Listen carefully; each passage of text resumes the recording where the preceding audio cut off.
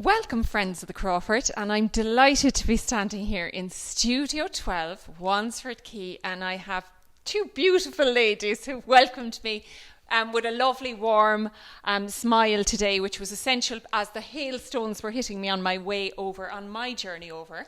And I have Angie Shanahan and Bridget Flannery, and I'm here surrounded by their amazing drawings in their exhibition called WATERMARKS. Delighted to meet you. How are you doing today, Angie? I'm doing very well, Michelle, thank you, and thank you for coming over to our exhibition WATERMARKS.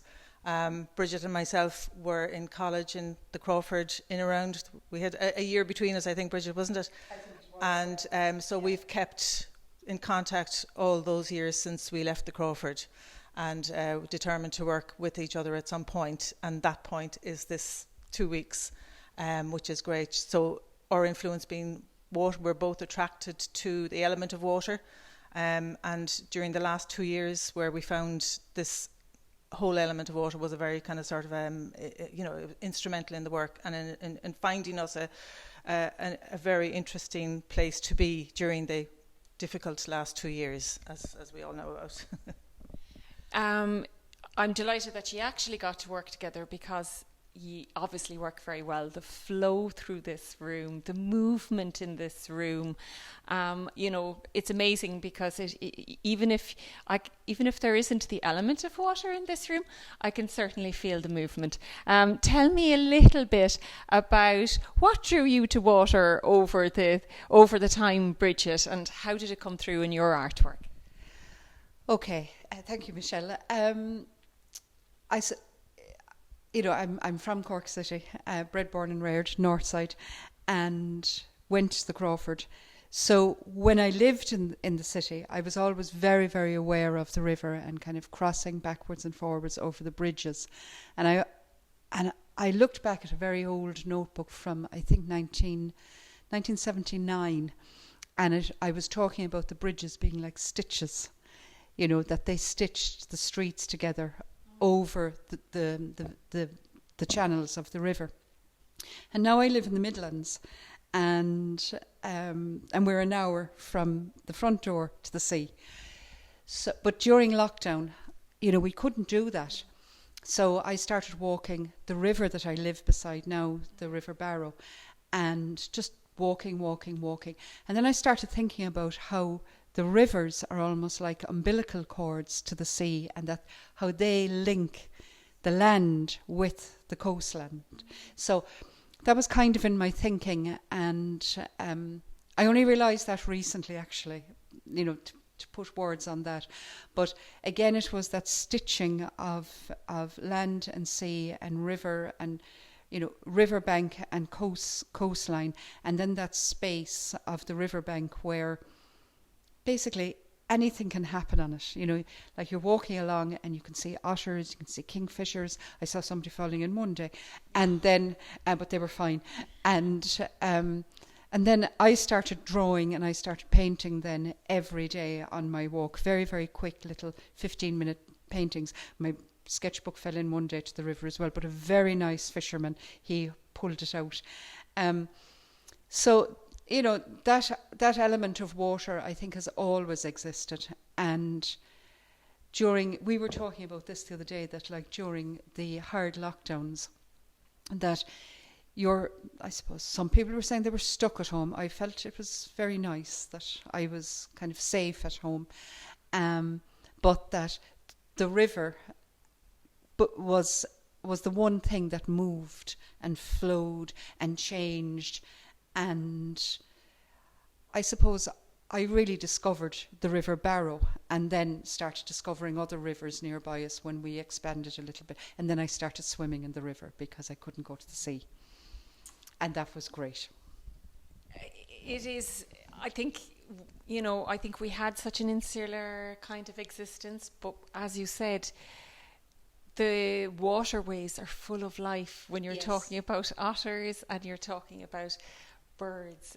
For me, it was birds, and I've seen so many beautiful sketches here of birds since I've come in. You're going to have to come in. tomorrow, friends, because these two ladies are going to have their artist talk in the courtyard at 12 o'clock tomorrow. And you have a beautiful journey piece as well for people to actually get involved in the artwork. So you have a beautiful, it's nearly a book that people map their own journey. Do you want to tell me a little bit about that, Angie? Yeah, it's a concertina sketchbook, which extends over 3 tables there actually, and as it's part of the project of the exhibition, that when people come in, we encourage them to make a little map in terms of that there's no inch to scale or anything. It's just really sort of like going back into your memory. How did I get over here? And then just it's a spontaneity and an impulse. To draw that map from whatever part of the city they're coming, and usually it involves the river, because as we are on an island, you're crossing over a bridge somewhere or another, are coming from with the 2 channels of the river creating the island, which is what I love about Cork, that unique kind of island element, and that it's encouraging people to just respond, and some people are saying, oh, my sense of direction is terrible. I said, perfect, so anyway, and it can be anything from a little very simple squiggle to a very elaborate. I mean, some people will sit down and they'll really get into it, so it can be just mark making. Like, we've had so many different marks in our response to our mapping idea, between the written word from a journalist to like people who wouldn't. So it's not even thinking about yourself as an artist, but as I say, everybody says there's an artist in everybody.